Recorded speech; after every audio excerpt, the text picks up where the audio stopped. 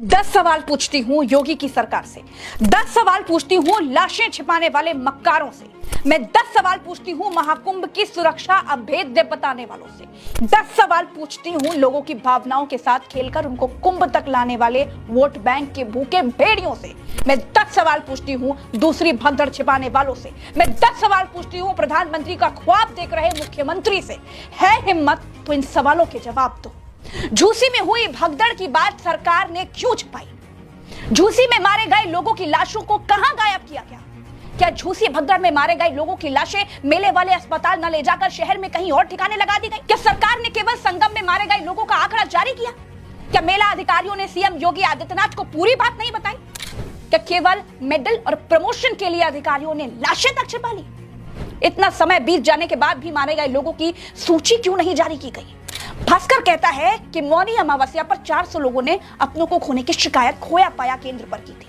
क्या इस सूची में हमेशा के लिए खो गए लोग भी थे? क्या भगदड़ में 30 से ज्यादा लोग मारे गए?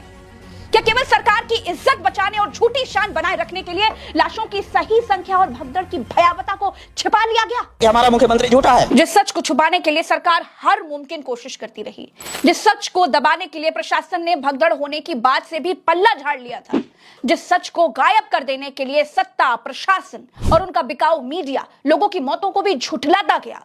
जब महाकुंभ की भगदड़ में मरे लोगों की लाशें चीख चीख कर ये कह रही थी कि आपकी अव्यवस्था ने हमारी जान ले ली, तब क्या सरकार, क्या प्रशासन और क्या उनका बिकाऊ मीडिया सब चुप्पी मारकर मुंह फेर कर बैठ गए। महाकुंभ में हुई भगदड़ ने कईयों की जान ले ली, लेकिन कुछ बेशर्म बाबा जो खुद को सनातनियों का गुरु बताते हैं, वो चाटुकारिता और सरकार के चरण वंदना के चक्कर में लोगों की मौत को मौत नहीं, मोक्ष बताने में लगे हुए हैं। धीरेन्द्र शास्त्री कह रहे हैं कि लोग महाकुंभ में मरे नहीं हैं, उन्हें मोक्ष मिल गया है। सुनिए जरा ये बेशर्म बाबा, सो कॉल्ड बाबा क्या बोल रहे हैं, सुनिए। कि महाप्रयाग है, मृत्यु सबकी आनी है, एक दिन मरना सबको है, और कोई गंगा के किनारे मरेगा तो वो मरेगा नहीं, मोक्ष पाएगा। धीरेन्द्र शास्त्री जी, आपको थोड़ी भी शर्म नहीं आई? ऐसी दर्दनाक हादसे को आप मोक्ष का रास्ता बता रहे हैं?